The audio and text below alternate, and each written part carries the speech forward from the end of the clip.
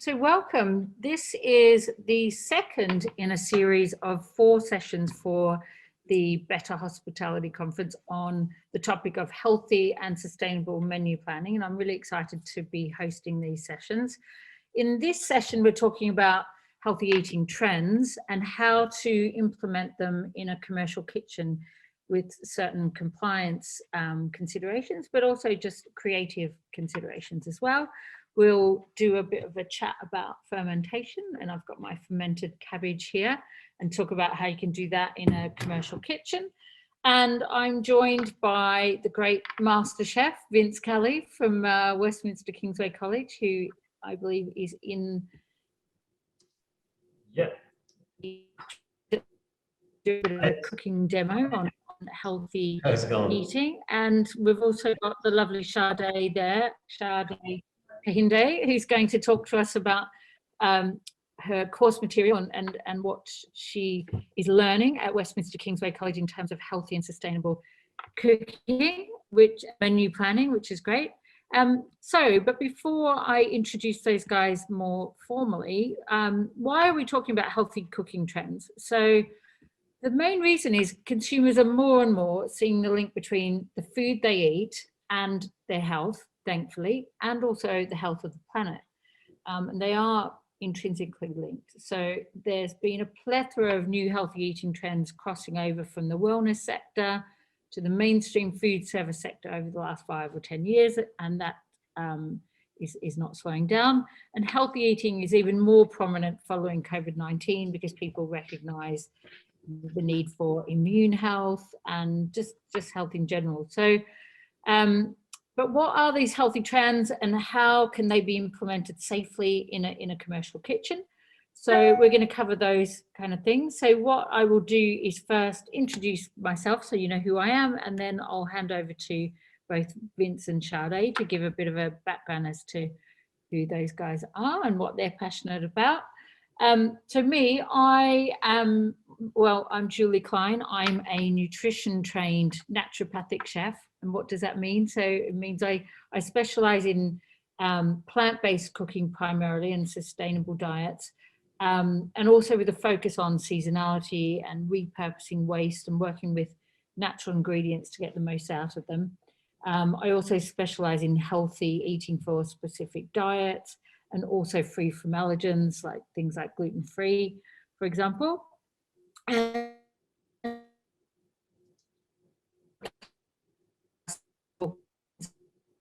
we're a team of chefs who are trained like myself in nutrition, and we work across the whole food sector, including hospitality, and we help them with healthy menu planning, recipe development, training in plant-based techniques, healthy cooking techniques. We also help them embed things like food waste reduction and repurposing, and bringing that all together with really good compliant business processes and how to implement that in a restaurant setting. So including using technology for menu planning, really good workflows in the kitchen, being sure to segment the kitchen, etc., to stop cross-contamination. And we also help restaurants obtain accreditation for their healthier meals and free from meals, so from people like Allergy UK, Celiac UK, and say Vegan Society. I'm here at the moment at a wonderful place called The Fold in Worcester, where I'm the operations manager as well as looking after the cafe. And I'm really excited to be here. It's only my second week here. We have a farm, organic farm, and we have a cafe and a farm shop and various wellness centre here, wellness therapists here. And we are bringing together this whole farm to fork, healthy eating, sustainable ethos here. So it's a really exciting project. But I'm going to hand over to Vince because Vince is also really about nutrition and health. So I'm going to ask Vince to introduce himself and let everyone know what you're all about. So over to you. Hi, yes. How are you doing? Yes, my name is Vince Kelly. I'm a lecturer at Westminster Kingsway College. I've done a couple of things, I suppose, over the last few years. Where I co-wrote the degree in culinary culinary health and nutrition at Westminster Kingsway, but also I wrote a module called Healthy Plate, Healthy Planet for our level 1 and 2 and 3 students aimed at professional chef's diploma stage of their career, I suppose. And yeah, I'm also culinary lead for Culinary Medicine UK. So I do a lot around food banks and stuff. We teach medical students how to translate the complications around nutrition and dietetics into actual stuff that they can use, tangible resources and that sort of thing. So do a lot of that as well. Here with me today is Sade, one of my students on culinary health and nutrition. Say hello and what level and stuff for. Hello, my name is Sade, and I've been a student for Westminster Kingsway about 3 years, and now I've gone on to 4. I did the professional chef diploma, and then I carried on into doing the culinary health and nutrition degree. Yeah, I'm really enjoying it so far. Yeah, so Sade's been at the college for a while now, I suppose, because level 1, 2, and 3, and then with COVID hitting the pandemic and everything else, a lot of our brothers and sisters in the hospitality just got like absolutely out of work and everything else. Been a terrible time for them, and so Sade decided to just pursue and get on and do her degree now. So yeah, it's great to just thought we'd bring her along as well, so we can talk a little bit more about that later on. Great, thank you. And so what we're going to do, we've got an hour for this session, and I know as people join, you can ask questions, etc. But we're going to dedicate 15 minutes also at the end for people to ask some questions openly to myself and Vince and Sade. But if you think of something whilst we're talking or demonstrating something, because Vince is going to show us one of his healthy dishes, then pop it in the chat. We'll pick up that and answer it for you then and there. But anyway, yeah, so Vince and Sade, you have a dish there that you're going to show us and talk us through. So I'm really excited. What are you going to show us? Yeah, so just hang on, we'll just get our angles for you here on the camera, sorry. Great.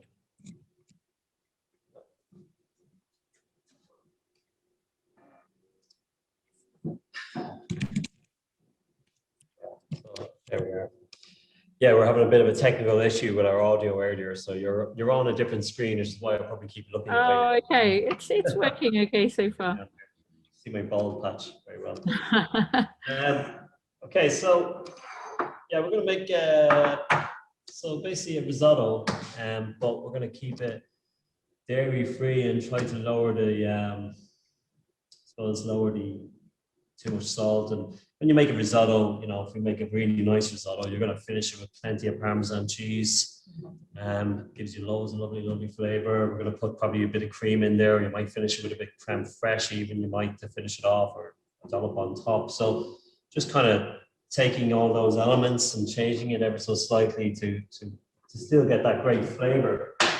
Something about cooking healthy and nutritiously, it is a bit of a, you really do need to learn, you know, have a good knowledge set there, I think, and you have to really put a lot of effort in to get flavors out and look for new ways of getting flavor in there, whether that's through fermentation or whether that's using something new different types of ingredients that are coming that you use, or pickling. You're looking for very small, sharp flavors really to make things tasty overall. Yeah, so you know, it's easy to make lovely food lovely because you've got a selection of any kind of ingredient you like, but when it comes to keeping it healthy, fish can be a little bit more difficult. But you know, it's just a matter of, you know, being very particular about the ingredients you use as well, of course, to get better finished product. So I've already cooked off my risotto, which is probably, you know, just to help us with our demonstration today. So I've just done equal amounts of stock to the rice. Got some garlic, some thyme, and some bay leaves in there earlier on. So I've just made a basic risotto, and we're going to kind of cream that out. So what I did is I took the stem of the broccoli and made a broccoli and pea puree. Sorry, there it is. Oh, great color. Great color. Really nice color in there. I mean, the peas are going to drip out the color in for me because the stem, you're not going to get a lot of color out of it. It actually goes white when you cook it. And puree that boil that a bit of oat milk and puree that.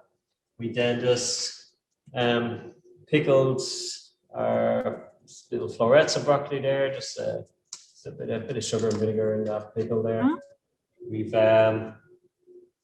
roasted off some sweet potatoes. I roast them in a bit of truffle oil because I want to use a little bit of truffle oil just to finish it off. That's a nice strong flavor there. So we're going to use that little bit of truffle oil in the end to finish it off.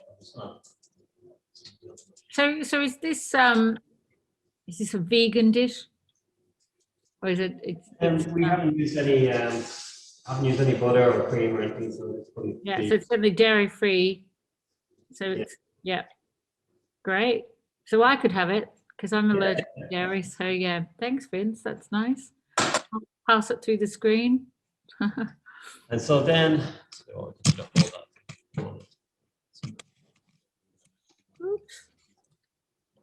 so we're going to use, what's in season goes together. What grows together goes together, doesn't it? So we've got some asparagus, use some broccoli, and I'm going to just finish them char grill these. I'm just going to blow torch these asparagus today. I don't have a char grill. So we're all induction in here, just to give off a nice secondary flavor there as well, a bit of smokiness to it.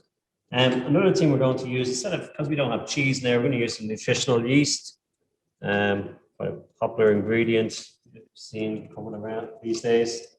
Seen a little bit more of it, so I'm going to add that in there. Plenty of that, really.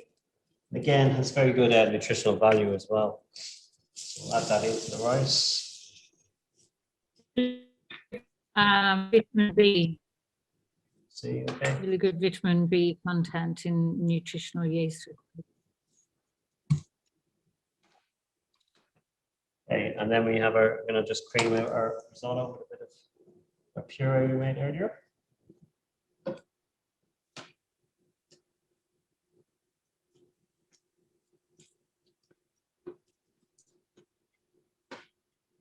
So traditionally, a risotto, sorry, I'm have to grab me water there.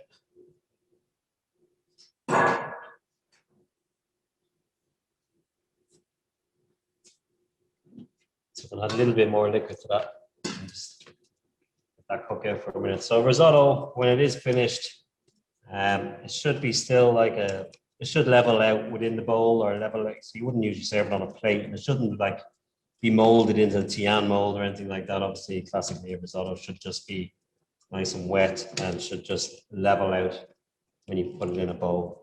So I'm just going to let that warm through there for a minute, and then we'll come back and season that in a sec. So I'll just blow torch this bit of asparagus now.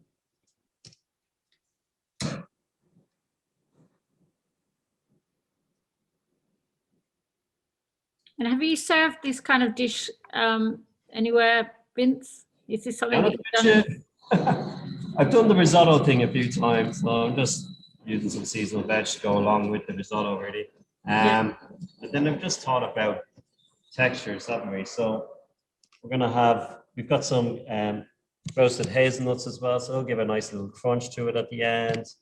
To say we've got our asparagus, they're going to give it a nice little bite.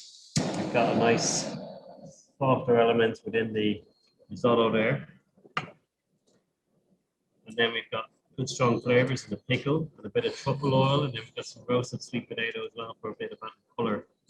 And those roasted sweet potatoes, I didn't take the skin off them or anything like that. We've got the skin on. Again, because I rather just scrub the vegetables rather than peel them nowadays. I think we're going to see a bit of a change in fine dining in that way, that not so much of this French classical cuisine where we're taking everything down, peeling it, making it look fantastic and everything else. I think things are going to start looking a bit more rustic. You can still make a plate beautiful. And I think we're going to, because it's very wasteful at the end of the day. Plus, we're taking a lot of nutritional value away all the time. And something I'm always banging on about to the students is adding value to the plate.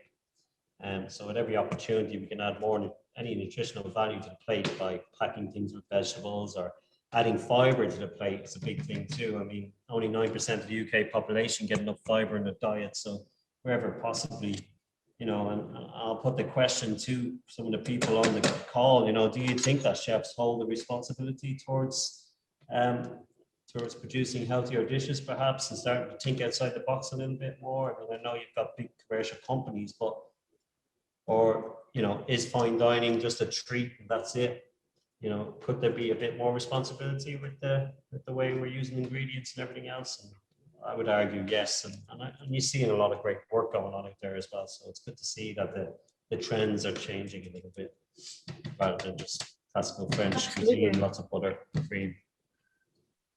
Yeah, and we were just, as I mentioned earlier, we just had a session at 1 o'clock as part of this conference that I was hosting, talking about technology and how that can help with healthy menu planning. But we were talking about the fact that, you know, people are not necessarily going to be going back to the office, so not necessarily going out for dinner in the evening as much anymore. It's going to be more of a weekend treat. But we were saying that there's an opportunity for restaurants and cafes to really excel at, say, breakfast or lunch, because people might eat out locally, you know, instead of going into the office, they're working from home, but they want to get out.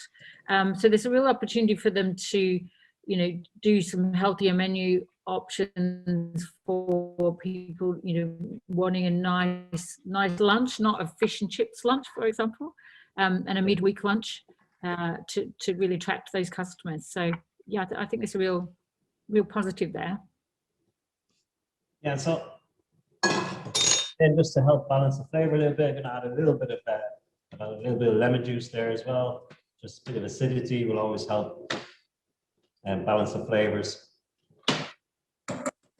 Yeah, and that's one thing we always talk about when we do our training courses, Vince, in plant-based cooking, that, you know, same principles that apply. You're still, you know, looking for fat, acid, salt, you know, same things that you would be looking at when you're creating any dish. But yeah, you just got to think of, you know, plant fats as opposed to animal fats. Yep. You know, although there's been a lot of talk in the papers, isn't there, about saturated fat there lately? Some research coming out of the States about saturated fat. Did you see that? Well, yeah. Polyunsaturated fats.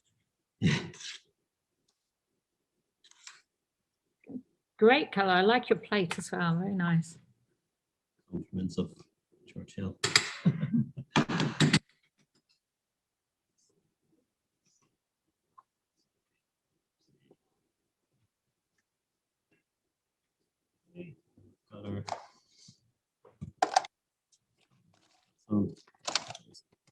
Sweet potatoes. Just gonna put a little. Let's stack our little roasted sweet potatoes here.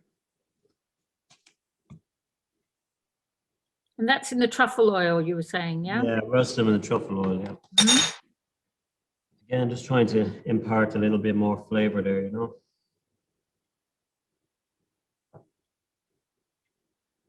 And to be honest, I haven't made this before as such. I just figured these things will kind of go together. I mean, yeah, it looks nice. In your head and think of the flavors and just pickled.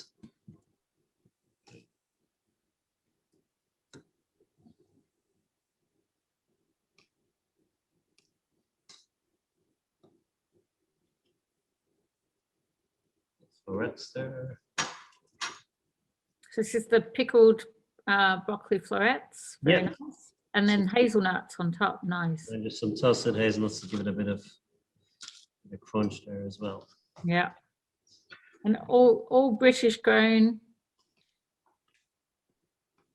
Yeah, I mean, looking at things like the Future 50, and you look at sweet potato as a great for our biodiversity, and it can grow almost anywhere, can't it? Yeah, yeah, they're grown in Kent. Very nice. Other places as well. Big fan of seasonal. That looks amazing. And just a bit of truffle oil, just to enrich it a bit when you're get stuck into it. And, yeah, so that's our little, I suppose, what is a vegan risotto, because there's no cheese in it, there's no dairy there. Yeah, and it looks really creamy, and you know, all the things that you'd expect from a risotto. So yeah, brilliant. Thank you for that. So perhaps you can change your camera angle back to, yeah, there you are. You're doing exactly what I said, so that I can talk to you and Sade. I'll start my video again. So that's great. So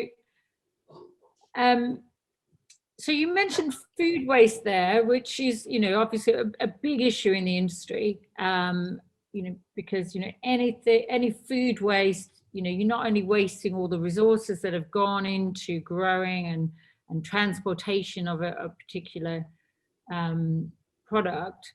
There's the environmental issues from them not being composted potentially. So, you know, the infrastructure in the UK and other countries, some areas have got really good composting, so food waste can be composted well, but in other areas the infrastructure is just not there, and therefore food waste ends up in landfill, which is not ideal, because that then results in carbon emissions coming from the landfill. So it is a real issue, and you know, we have things like WRAP, the charity, to help organizations reduce their food waste. And you know, me and my team, we certainly work with chefs and teams to help them when they're doing the menu planning, you know, really think about how to repurpose, you know, produce as much as possible. You know, you've done something really lovely there with the broccoli stem, which, you know, often people would discard, but you've actually created a really lovely you know, puree out of that works really well in the dish. So the question, I guess, both to you and Sade, do you think it's well recognized in the hospitality sector that food waste is a big issue, and that they're tackling it quick enough for there to be, you know, a substantial environmental impact? What are your thoughts? This is something Westminster Kingsway College, we have actually at 2 o'clock today. I just had another meeting with RAP, with another RAP there. I mean, I'm an ambassador for Guardians of Growth, but we're trying to bring in sustainability. I mean, we do a lot on sustainability in general, but we're actually bringing it in as a proper rotation for the chefs here at the college. But the problem always is, and what problems educational places are having, is there's no funding, because so long as it's not within the curriculum, there won't be funded for, and it's not something that's in the curriculum. And time again, it's obviously very skill based, and a lot of hours are taken up on all the skill based part of it to get the students through. We try to do an extra bit here at the college with the students, but we're quite fortunate to be able to, in a position to push these other parts on. But until it is on curriculum, I don't think you're going to see. It's very difficult for it to be taught, but I know that some great lecturers out there in other colleges doing some great work and trying to underpin it wherever they can in their own time and putting in the extra efforts themselves, and it's great to see. And you know, associations like RAP are very good because they're helping out and not charging for that. They're just helping us to giving us great tools and stuff like that. I think online learning is going to help an awful lot, because a lot of students have gotten used, people in general have gotten used to being online a bit more now, so we can probably put a bit more online than before, which will help free up some hours to perhaps do some proper creative stuff. But yeah, so that's something that I'm trying to do, is really get it onto curriculum, so I have some little. So I see it as a really exciting opportunity to really bring some new creativity to you know, a culinary art that has sadly been for too long dominated by, you know, the classic French style of cooking. Not that there's anything wrong with that, you know, that's the foundation of all cooking. But you know, I think it's really exciting. You know, it's a challenge, it's a problem that is impacting, you know, our planet.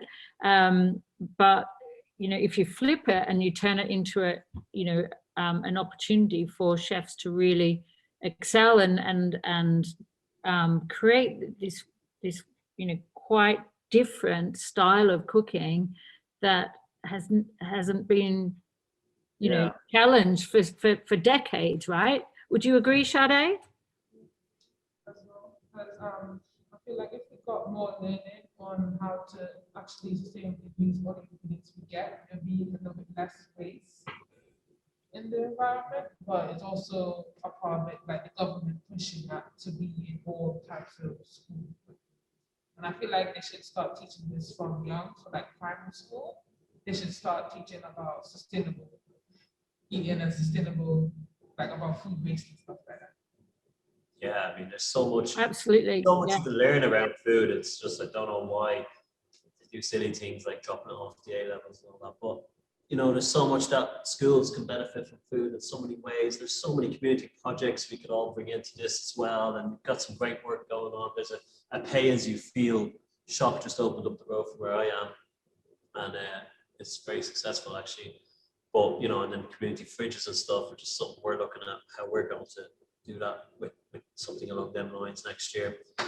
I'm partnering up with somebody local here. But it's, you know, it's just a great opportunity for all communities to work together, and such a learning educational experience around food in so many different ways, because you teach sustainability, biodiversity, you know, have respect for ingredients, but also about eating healthier, and can even underpin maths at the end of the day with the weighing, with the ingredients. There's just so many different, and language skills as well can be underpinned with by identifying vegetables and stuff, and understanding how to grow things, and, you know, everything. Yeah, it's an exciting time to bring all this into this hospitality. Has been one of the, you know, hardest hit sectors. So, you know, I see it as a really great almost reset, and we can start talking about these concepts more and more with people. And, you know, that's why I'm really excited that we've had 4 sessions on this topic. Well, this is the second one. There's 2 more tomorrow. And long may this trend continue, because as you said, there's a lot to impart to people. But I think it's also it's a cultural change, isn't it? You know, in that we do need to think about repurposing food as a creative thing. It's not a negative thing, you know. A negative thing is to throw things away, not, you know. So we absolutely need to change the culture that it's cool. We need to make using what was waste cool again, sexy again, right? Because you know, yeah, as it was, our own survival relies on in that dish. You can create flavor from it. Plus, also there's still nutrients in that. So any plant that has an edible part, we should be eating the whole thing, because it's nutrient rich. Plus, it's got different flavors. So, you know, when I was working with the British leeks guys, you know, often the leek, you know, as you can imagine, you've got the white bit and then you've got the green leaves. Often, you know, you read a recipe and it says discard the leaves, whereas actually that's got fantastic fiber and a very different flavor to the white part. So why are we throwing it away? Absolutely not. You know, there's so many things that we need to change the culture. Take cauliflower, for example. I mean, God, when you cut the cauliflower out of its leaves, you come out with this lovely little white vegetable, of course, but this much bulk that goes into the bin. And yeah, no, I like making pesto out of it. It's lovely. Really good pesto, or just in a salad. Yeah, and the stalks are really nice, especially tempura fried or something like that. They're quite nice to eat, actually. Because some things, you know, let's be honest, you go and you go, oh, it's not great though, is it? But as you actually play around with it and get used to different, think about the texture of it and how it would react to certain temperatures and things like that. I mean, that's what I love anyway. Cauliflower stalks, tempura fried are really nice. The leaves used in slaw, and then also the root, the core of it, if you like. Is really cool, because especially in a high-end point of view, if you sous vide that, cook it nice and slowly, or even just, you know, confit it or something like that, some olive oil, lots of herbs and stuff, and then blowtorch that, you actually get, because of the little circle shapes that come out from when you cut the root out of the actual cauliflower, you end up with these really cool different colors when you blowtorch it. Oh wow, yeah, that sounds really cool. And the other thing is, you know, in using the whole produce for healthy and sustainable cooking is to think about the texture as well as the flavor, as you just said there. You know, like, so cauliflower is great for that creamy flavor if you're blending it up. And so therefore it can add a creaminess to a dish without the need to add, you know, like you said, cheese, cream. Peas are great for that. Like when you, like I say, risotto, the reason I use peas with the broccoli is because the pea itself has a texture. It's a fantastic puree. It makes a really great finish. It's like using puree. It's like pureeing beetroots and using them in cakes and stuff like that. You get a bit of an earthy flavor, but they kind of really mimic butter and stuff like that when you're baking, and the vegetables are really good in baking. Absolutely. Again, yeah, thank you. So Sade, I'm keen to hear a bit more about what your experience is with the course that you're doing there with Vince, and what are your thoughts on this whole healthy and sustainable cooking movement?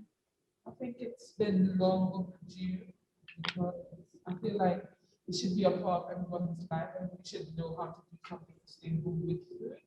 But in this course, in the culinary health nutrition course, for my first semester, we learned about the science, like why fat does this, why these things bind, and stuff like that. And in my second semester, which I'm currently in now, we are learning about the actual body and what the body needs to stay in a stable environment, like internally.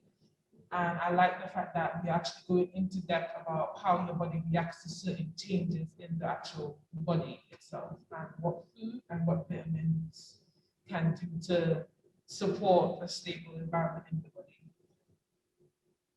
And I also do enjoy our practical lessons that we have with Chef Kelly, because we get a lot of time to really explore our ideas of what we want to do. So in my first semester, we got to choose, I'd say like a country, and we had to like make something that we found interesting, but make it healthier and, if possible, more sustainable and more on like the plant-based side, which I really enjoyed. I made a Mexican, well, for the trend before lockdown, it was like birria tacos were like everywhere, everybody wanted it, and I wanted to make a vegan version of it, so I decided to make it with oyster mushrooms instead of lamb or beef, and I really enjoyed that lesson. And I learned how to make tortillas from scratch with using actual masa and stuff like that, so it was really fun.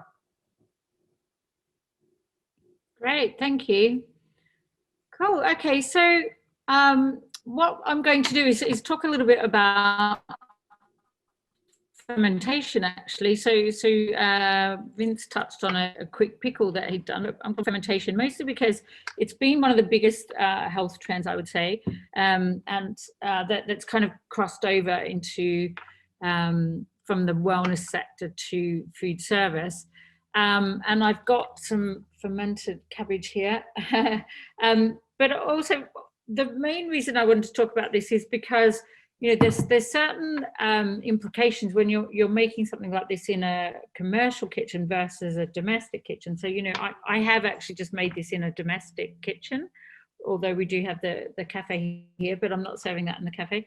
And I do have a few slides to share. I don't want to bore everyone too much, but I just thought it's worth touching on this. And this is some material that I've already run through with Vince and his team as part of an introduction to fermentation class that we did, I think back in February, was it, Vince? And one of the many courses that we offer. But I'll share my screen and go through various things. And Vince, I know you're keen on fermentation as well, so feel free to jump in. So for people who are watching, can you see my screen first? Yeah, okay, cool. I don't know how much you know about fermentation, so I'll just kind of briefly go through. So fermentation, you know, it sounds fancy and whatever, but it's actually just a way to allow food to remain stable at ambient temperatures. So before we had fridges, right, we needed to make sure that our food didn't spoil, okay? So we either dried our food or we tried to preserve it, and it's been happening for hundreds and hundreds of years in many different cultures. So there was a need, you know, so if farmers grew a whole crop of, I don't know, cauliflower, they couldn't eat it all at once within their community, so they had to find a way of storing it to keep it for longer. Okay, so and that's how fermentation came about. So there's huge numbers of examples of fermented foods. Here's just a small list. There's also a load of drinks as well that you've probably heard of, like kefir and kombucha or whatever. But all of these things are fermented foods. So there's things like vinegar, pickles, yogurt, cheese, salami, alcohol, jam. They're all in a way fermented. Soy sauce, nut cheeses, which I do a lot of for vegan cooking. Sauerkraut, you know, so cabbages and other root vegetables. Kimchi, which you might have heard of. So all of these things are fermented food. And you can even do fermented fish, fermented eggs, meat, and fermented beans as well. Okay. So why is fermentation becoming popular again? Kind of two reasons. One, there's been a very big study since kind of early 2000s around what is referred to as the gut microbiome. So your gut and how central it is to our health, not only our physical health, but also our mental health. Huge body of evidence that's been undertaken with lots of nutritionists and scientists. And that has brought about a lot more knowledge about how fermented food can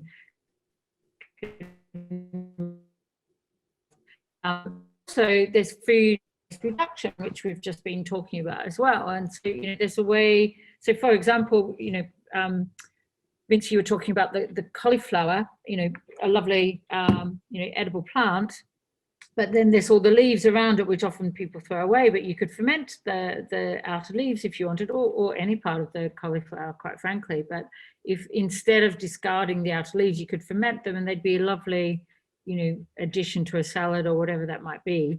And sorry. The thing to mention to people that they can play with fermentation quite a lot, although some of it might be an acquired taste. You can actually get some really great flavors going. You know, yeah, some chilies in there, or if you're even just at home and you're trying to save some stuff, you can put a bit of sweet chili or something in it if you want to help give it some kind of, if it's something that you like to eat, then you practically use it, because there's nothing worse than fermenting stuff and just kind of putting stuff down the road so that you're gonna then throwing out the thing you fermented in the first place. So it's trying to find ways that suit you and suit that you'll actually use them, and don't be afraid to put other things in there and try them out, flavors, caraway seeds, mess around a little bit. 100%. Yeah, yeah, totally. You will use it. You can use it. I'm just using it on a stir fry. We'll keep in the fridge for a couple of weeks. It's a handy thing to have. Yeah. Well, so I mean, something like this, you know, you can ferment for, I don't know, 4 or 5 days, and you put it in the fridge, and it can keep for months. And it actually improves in flavor the longer you keep it as well. So yeah, so as I mentioned, there's been more of a link between the understanding of how fermented foods help gut health.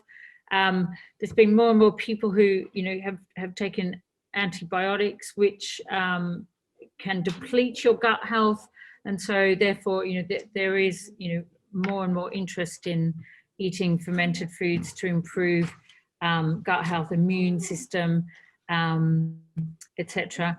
And then other health benefits of fermentation. So they really help our prebiotics and probiotics that we need to in our gut to break down the food that we're eating to be able to absorb the nutrients. That. I won't go into too much detail because I want to talk about the science a little bit and how this can be applied in a commercial kitchen for those listening. So there are a few different types of fermentation. This one here is I've made using the lactic acid technique of fermentation, which uses salt, which actually what the salt does is it breaks down the cabbage and prevents bad bacteria from growing. but you know, it really intensifies the flavor there, and you get a nice tangy, earthy kind of flavor. There's a few things on this slide in terms of how much salt you need, because people, what I find is often people say, well, but salt's bad for you. So should we having salt? As you can see there, for every kilo of veg, you're only using 1 to 2 tablespoons of salt, but then it's mostly going to be absorbed in the brine, which is the liquid, and so the salt content of the actual fermented food is not going to be too high. Plus, equally, you know, if you're using good quality salt like sea or rock salt rather than iodized salt, so natural sea salt, then that's actually healthy for us. And we, as humans, we actually need salt in our diet. But it's a bit of a balance to be struck, because too much salt can actually stop the fermentation process by killing virtually all the microorganisms. And we do want to create some of the friendly bacteria to actually ferment the food. So anyway, some of the considerations is a commercial environment, because when you're making this in a domestic environment, you're basically, you know, using salt and water to create the fermented product, and then you leave it in a sealed jar to avoid oxygen getting in, and you leave it on the counter for about 3 or 4 days. Now, obviously, in a commercial setting,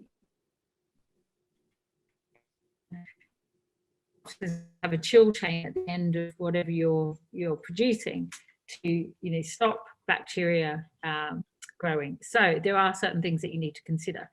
So when you're making food, you do need to make sure that you've got the right conditions for the good microbes to grow, but you don't want the pathogenic microbes to grow. So there's a number of things that you can do. Like I said, the salt already discourages the bad microbes from growing. And the other thing is to make sure things are submerged within the water or the brine. And also we make sure we've got a really good sealed jar, because what you're wanting to do is make sure that there's no oxygen that can get in and spoil the food as well. So at home, what you would do is just kind of leave it and hope for the best. I've never known anyone to get unwell, but in a commercial setting, you do have to check the pH balance to make sure that it's at the right salted level, if you like, to avoid any bad bacteria going. Now, there are a lot of pH readers that you can get very easily, and pH strips that you can check,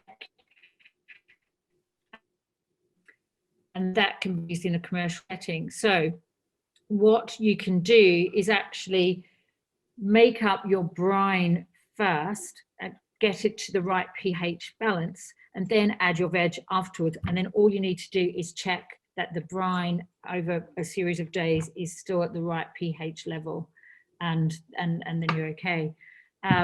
Just like the way we already apply a probe when we're probing our food, we would do the exact same thing with a pH meter. We would just keep checking the pH balance of it all the way through. And then, you know, this is something myself and Julie are going to try and work on coming this academic year, to set a system in place and run this and see how it goes. And we're going to do some bit of research on this and see how we can get proper implementation go with the commercial. It'd be really interesting to see whether the pH moves much and why. But yeah, it's going to be good. Yeah, exactly, because the environmental health officers, you know, they like to be thorough at their job, and I've heard many an example of where they haven't been comfortable with hearing that people are leaving things out on the counter and not chilling them.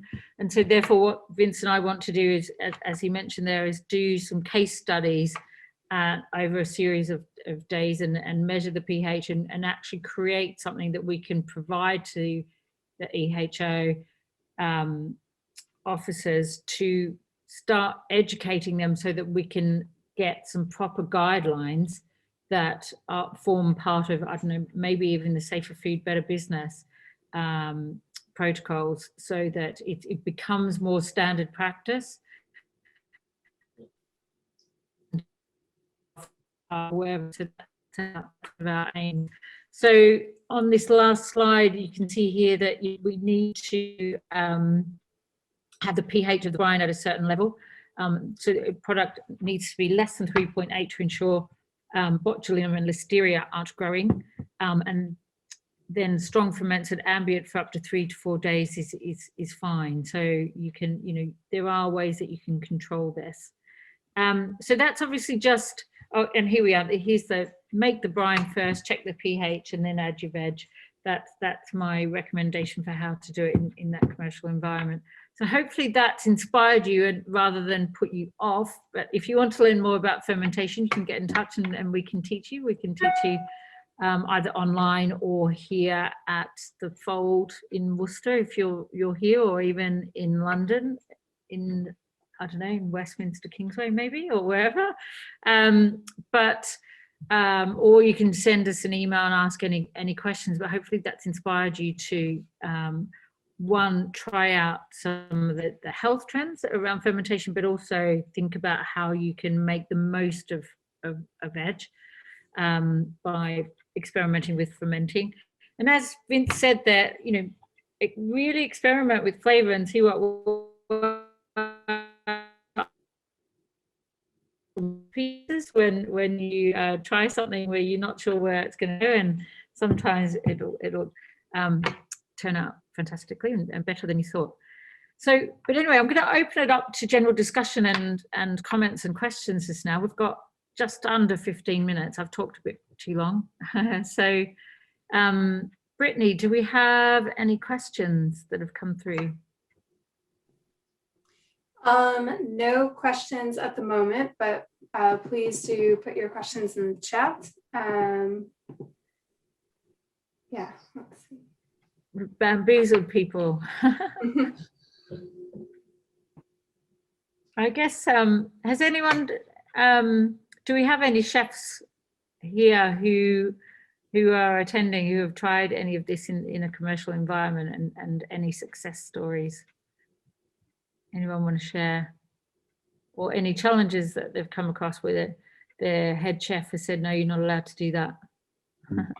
I'm a chef, but not tried any of this in the commercial sense yet, which is part of why I was here, to find out a bit more about it, particularly the safety of it. Yeah, as you say, with the HO, you hit all sorts of stumbling blocks no matter what you're trying to do. So yeah, just try to find a bit more about it. Oh, thanks, Chris. It's similar to when you think of when sous vide came out first. It was the same situation, and it's just taken a while for us all to adjust and get used to making sure we're using ice baths and making sure that temperatures are controlled properly. But again, DHOs is not just dissing DHOs whatsoever, but they're still a little bit precarious about it all the time, because without air, sodium botulinum is the only one that can survive, and you have to be using up in times and everything else. So we are strict about labeling and all of that. But I think we try to get a system together, hopefully this year anyway, and see how we go from there. But it'll take a few years to convince them that we're doing it for a long time.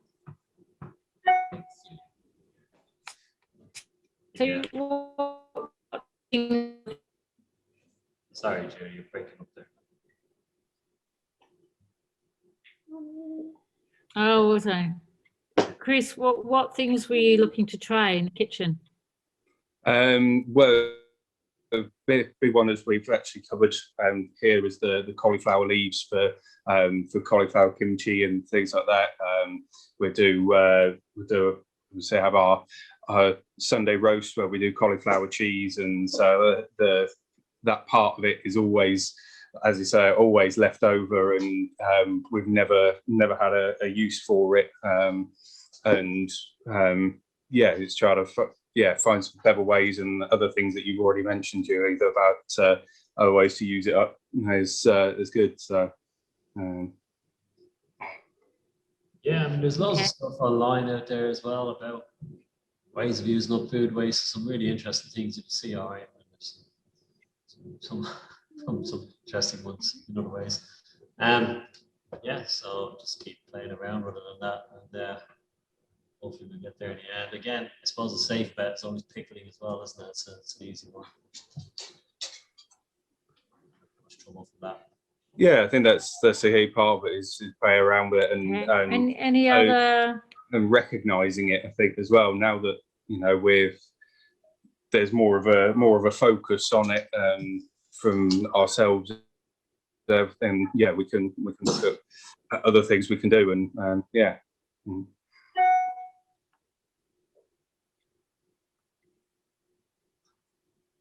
Okay. Any other things people want to share? Any There's one here. stories? Do you want me to say it, Brittany, or is it? Oh yes, Sarah. Oh, Sarah. How's Yeah, it going? yeah, go for it. If it is proving problematic commercially, do you think there is space in the industry for central food surplus processing centres to also facilitate a drop and ferment system to get back a finished product from your waste that can be then used on a menu? I mean, that would be excellent. It's a very, very, very good idea. And I guess in the future we will see that sort of thing, but just the logistics around that is absolutely massive. But that would be very interesting to see if someone was to try and take that kind of challenge on.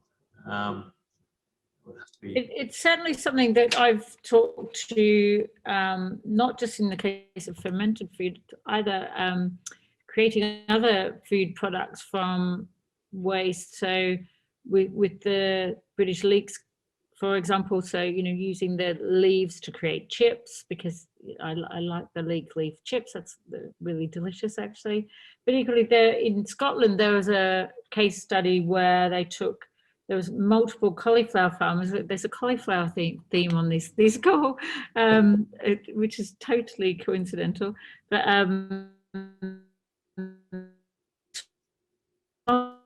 farmers, and they created a new brand of cauliflower crisps. I think it's under Nudie Snacks, and it was from the outgraded cauliflower that the big four supermarkets weren't taking. So I think there's so much potential. Just even It's like when they're laying pipes on the road, isn't it? And they close the road down, and then they lay pipes, and then the next company comes along and open. If everyone just worked together, it would be fantastic. Yeah. So many people have so many great ideas, and it's like trying to get. I suppose social media does help an awful lot, but yeah, it's some great plans that can be put together if we can just get everyone working together off the same page.